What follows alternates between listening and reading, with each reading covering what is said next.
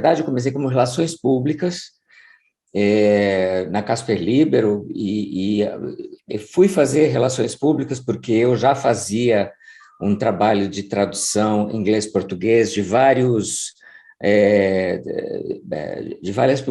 publicações para a Editora Abril, na época. E aí eu acabei fazendo relações públicas de jornalismo, acabei fazendo junto com a faculdade. Eu já trabalhava na área, mas fiz junto com a faculdade, e depois eu passei a ser um especialista, vamos dizer assim, em relações com os stakeholders, né? Porque relações públicas têm a ver com relações com os stakeholders, né? Então, eu fiz esse trabalho e entrei numa assessoria de imprensa. A assessoria de imprensa ela era um pouco RP, um pouco imprensa.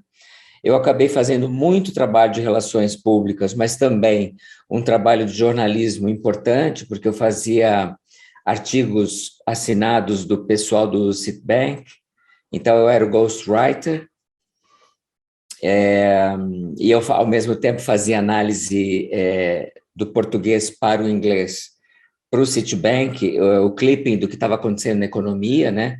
Aí eu conheci muita gente do Estadão, da Gazeta Mercantil, então acabei me influenciando muito no mercado jornalístico, propriamente dito, e a agência que eu estava era uma agência que tinha alguns clientes internacionais. Na época, na década de 80, início de 90, pouquíssima gente falava inglês. E eu falava já inglês fluente, apesar de muito novo. E isso foi uma sorte muito grande. Eu digo que o inglês, para mim, foi a grande alavanca de profissional, porque quando eu estava fazendo trabalho para o Citibank, não era para ser eu, era para ser alguém mais maduro, porque era um mercado muito complexo, um mercado financeiro. Eu tinha 20 e poucos anos, então eu praticamente não sabia falar de economia, né? Mas isso me deu uma cancha muito grande. Eu acabei me relacionando com os vice-presidentes do Citibank. Depois, nessa mesma agência, entrou uma conta internacional, que era a AT&T, que hoje é uma marca de telefonia celular nos Estados Unidos, né? Na época, ela ainda era a AT&T, o monopólio das telecomunicações nos Estados Unidos, né? Depois ela teve a quebra nas Baby Bells, né? E daí eu fiz trabalho de relações públicas e imprensa para a América Latina desde New Jersey. Então, eu fui convidado pela agência a atender a AT&T dos Estados Unidos. Então, essa foi a minha primeira oportunidade internacional, de fato, né? Aí eu acentuei meu expertise no inglês, né? Eu aprofundei fantasticamente o inglês nessa época, levei muitos jornalistas brasileiros para os Estados Unidos para visitar os laboratórios da AT&T, o Bell Labs, para visitar os navios de deployment de cabos e tal. Foi um momento muito gostoso, de muito aprendizado. E aí o que aconteceu foi que eu fiquei alguns anos trabalhando nisso, pelo menos uns 3 anos, e aí já tinha dado 11 anos de relações públicas e jornalismo. Nesses 11 anos, eu morei nos Estados Unidos, fazendo PR, né? E quando eu voltei para cá, não tinha espaço para mim, porque eu fazia uma coisa que no Brasil não se fazia, que era public relations, né? Public relations nos Estados Unidos era outra coisa. No Brasil, relações públicas era fazer eventos, né? E quando eu voltei para cá, a AT&T queria que eu voltasse para cá para eu gerenciar o trabalho deles aqui, para a América Latina. E aí eles falaram, olha, a gente sugere que você volte e fique na Young & Rubicam, que é uma agência de publicidade, não tem nada a ver com a tua área, mas eu acho que eles podem te domiciliar lá. Na época, a presidente era Cristina Carvalho Pinto, e o diretor de operações era o Fadiga, Antônio Fadiga, né? Aí eu fui para lá e acabei fazendo todos os trabalhos da AT&T pela Young Rubicon, né, como agência, e eu sempre fui muito curioso e fui investigar a área de publicidade para ver como é que eu podia, né, entrar na área, e sempre me sobrava um tempinho, porque eu sempre fui muito produtivo, então sempre tinha um tempinho sobrando, e eu acabei começando a usar esse tempinho para fazer publicidade. E todas as vezes que tinham contas internacionais na Young, eles pediam para eu ser o interlocutor internacional, exatamente do mesmo jeito que aconteceu na agência de publicidade, de PR, né? E aí eu comecei a trabalhar para a Lycra, Philip Morris, várias contas que tinham interface nos Estados Unidos, e uma das contas que eu passei a trabalhar foi a Colgate. E aí eu gostei muito de fazer publicidade e, inclusive, me dei muito bem com a equipe da Colgate. A Colgate, na época, era uma das maiores contas da Young Rubicon e eu fui contratado até... Eu fazia parte do contrato da Colgate com a Young, né?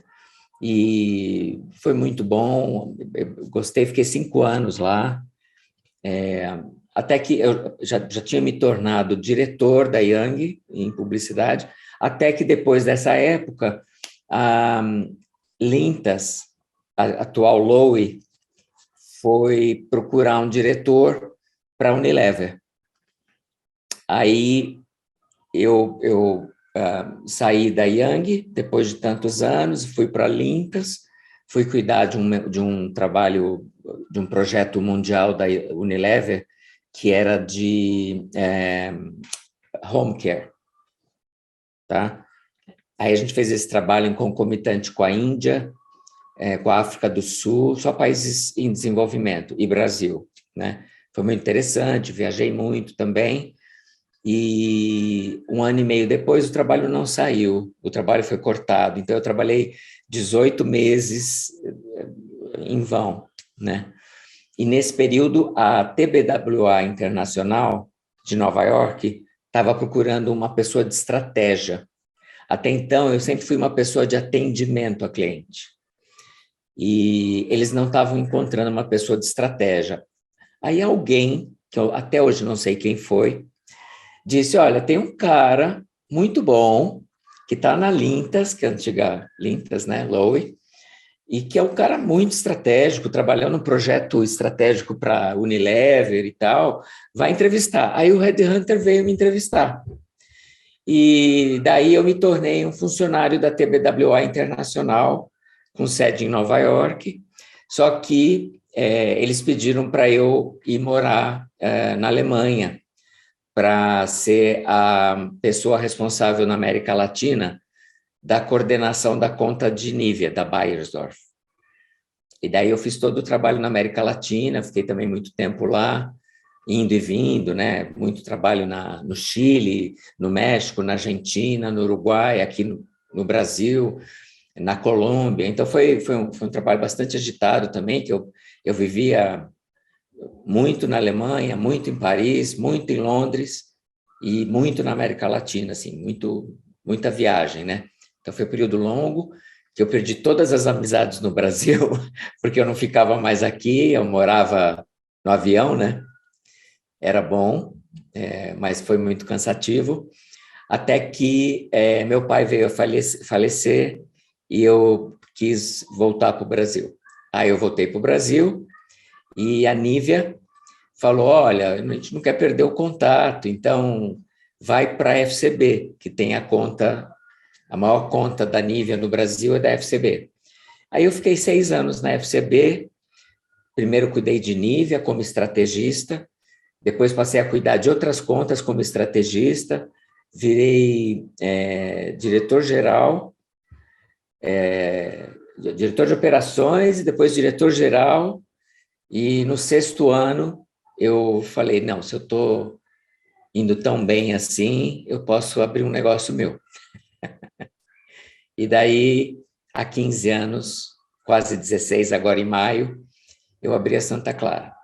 Quando a gente abriu a agência em 2006, eu já via uma perspectiva de mudança de cenário de mercado muito grande. Primeiro, eu via que o mundo digital, em 2006, ele ia se tornar o gigante que se tornou. Então, a gente foi muito para esse lado do digital no início e a gente fez muitas coisas que o Brasil não tinha, que era o primeiro projeto de User-Generated Content foi da Santa Clara, os primeiros projetos de promoção no YouTube também foi da Santa Clara. Então, teve um rumo muito interessante para o digital, mas eu via que o digital tinha uma questão media-driven, e eu não era de mídia, né? E eu pensava, puxa, para onde vai a estratégia de marca daqui para frente, né? E 5 anos depois, em 2011, não, 2009, na verdade, 2009, 2010, eu pensei, puxa, eu preciso fazer alguma coisa que faça grande diferença do ponto de vista de comportamento de marca, né? E aí eu vislumbrei a possibilidade de entender mais comportamento de consumo. E fui investigar muitas coisas de comportamento de consumo, comecei a ler muito sobre comportamento de consumidor, né, consumer behavior, e a ciência do comportamento. Então, eu fui me especializando em behavioral science, que hoje também está muito em moda, né? Então, talvez eu seja um dos poucos estrategistas que conheça um pouco os vieses cognitivos e tal. E eu senti a necessidade, quando estava fazendo o behavioral science, de entender mais sobre comportamento humano. Então, eu fiz 3 anos de curso, né? Um curso bastante profundo. Eu posso dizer que eu nunca li tanto na minha vida, porque os 3 anos eu tive que ler toda a obra do Freud, toda a obra do Lacan, tive que fazer o TCC. Então, foi um período de leitura onde eu lia pelo menos 3 livros por mês. E uma área muito difícil, né? Porque você tem uma entrevista. Eu não era da área de saúde, então é muito difícil entrar na área de psicanálise sem ser da área de saúde. Então, eu tive que me provar muito para entrar. E aí acabei entrando, me formei. Em 2011 eu peguei o diploma e venho estudando desde então. E nos últimos anos eu venho atendendo também. Então, eu tenho pacientes, né, que eu faço concomitante ao marketing. E enquanto na parte da manhã e na parte da noite eu atendo o comportamento humano, na parte da manhã, almoço e tarde, eu atendo o comportamento das marcas. Olha, eu sempre fui um homem voltado para a liberdade, né? Para o livre comércio, né? E para o progresso individual e coletivo. Então, o marketing é a grande alavanca do capitalismo como a gente enxerga hoje, né? Então, eu não podia trabalhar em outra coisa, não fosse dentro de uma empresa ou numa agência que não fosse no marketing, porque é ele que gera o progresso, né? E faz as pessoas, a empresa, a comunidade crescer, né? Então, você vê, eu olho para o marketing como a escada de progresso, né? E considero que o progresso não é uma soma que dá zero. O progresso é uma soma que soma mesmo, que vai somando, né? Eu não preciso crescer a minha marca e tirar de outra marca. Eu posso crescer por mim mesmo, né? Conquistar novos consumidores, engajar melhor, converter de uma maneira muito mais consciente, muito mais bacana. Então, eu acho que se a gente for falar do marketing hoje, eu estou muito voltado para as questões do capitalismo consciente, né? Tanto que eu sou conselheiro do capitalismo consciente.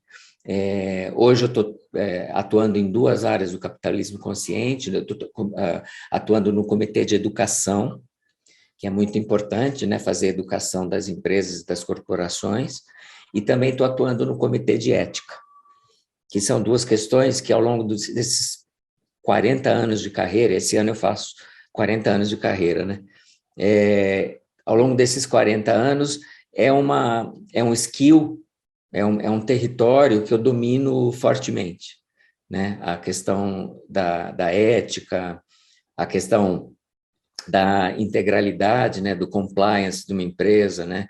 O que ela é passível de ser responsabilizada, qual que é a moral e a ética que envolve a marca, a companhia e a comunidade, enfim, essas coisas eu gosto muito, né? E elas não deixam de fazer com que a empresa e a comunidade cresça, porque hoje, quanto mais o stakeholder, especialmente o público interno, estiver feliz, mais produtivo ele vai ser, melhor a empresa vai se desenvolver, mais mercado ela vai ganhar, mais consumidores ela vai engajar e por aí vai.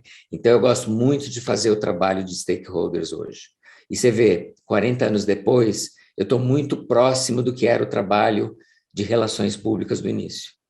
Então, eu diria que stakeholders management, que no frigir dos ovos é relações públicas, é o grande barato hoje do marketing, né?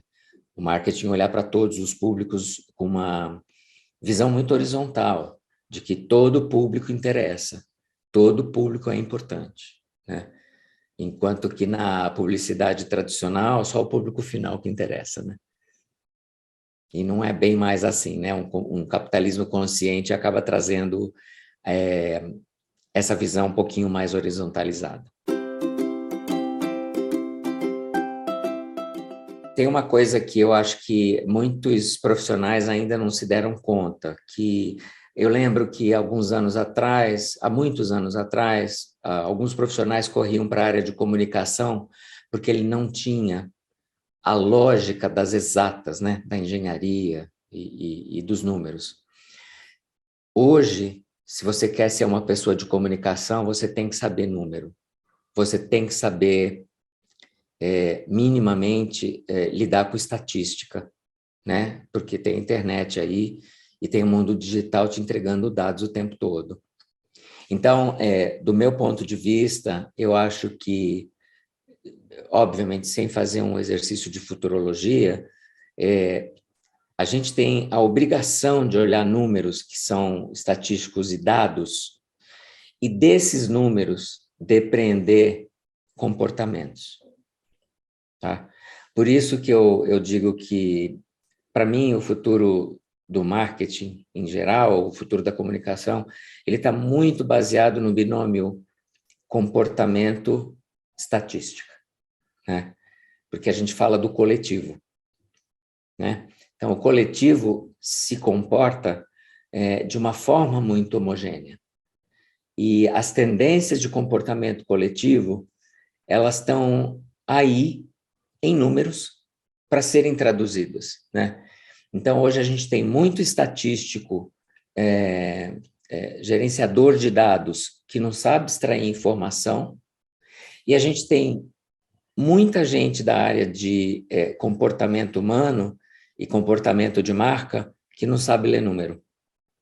Essas duas coisas estão se falando, vão ser muito mais estreitas, e o profissional dessa área tem que ter a capacidade de dominar as duas técnicas, tanto a de comportamento cognitivo ou comportamento inconsciente, como na área de dados, né? Então, eu acho que, com toda a modéstia que eu poderia ter e não tenho, eu acho que eu fui pelos dois bons caminhos, né? Eu entendo, eu fiz leitura de dados muitos anos, porque eu fui de pesquisa. Então, gente de pesquisa que não lê pesquisa quantitativa não sabe ler, né? E fui de comunicação esses anos todos e sou de comportamento humano, né? Com a psicanálise e tudo mais. Então, eu hoje acho que tem poucos profissionais no mercado que têm essas duas áreas de interesse unidas para poder tirar uma boa conclusão estratégica, sabe? A sabedoria emocional do brasileiro, ela é tamanha que ela tem sido exportada, né? Muito embora a gente não tenha hoje uma academia que esteja à altura, vamos dizer assim, do mercado internacional, a gente tem profissionais excepcionalmente criativos, porque quanto mais complexo o mercado, mais criativo você é, né? Então, eu acho que a Abramark, que adora, desde o Peter Drucker, né, lá atrás, né, enaltecer a questão da estratégia, né, ela é uma grande plataforma de congregação do cenário marqueteiro brasileiro e que acaba virando um celeiro e uma fonte até de consulta a respeito do cenário marqueteiro. A gente pouco tem uma fonte fidedigna para a gente poder ir buscar não novas tecnologias, mas novos olhares, né? Novas posições, e até profissionais de nome para poder fazer o que eu chamo de balizamento de carreira, né? Eu acho que a Abramark ela dá essa possibilidade, né? Então, a Abramark, desde Peter Drucker até hoje, os mestres da economia comportamental, por exemplo, né? O Richard Thaler e outros grandes autores, ela é celebrada por vocês aí, e ela realmente tem, é uma das poucas, se não a única que tem essa longevidade e essa congregação de gente do marketing brasileiro. Então, acho que tem que dar viva para isso, né? Tem que valorizar muito e incentivar para que novas figuras no mercado brasileiro que não estão enxergando o marketing como uma carreira, porque eu acho que talvez o marketing esteja sofrendo de um certo preconceito hoje, né? Por algumas razões, né? E que eu não vou culpar quem tenha preconceito ao marketing. Eu acho que os novos, né, os jovens, poderiam ter mais impacto pela Abramark. Eu acho que talvez seja um caminho importante que a Abramark venha fazer nos próximos anos, que é persuadir um pouco mais os jovens para entrarem nessa área de marketing, para que eles tenham visões um pouco mais limpas, né, e novas do que é o marketing atual, que é muito, muito bacana.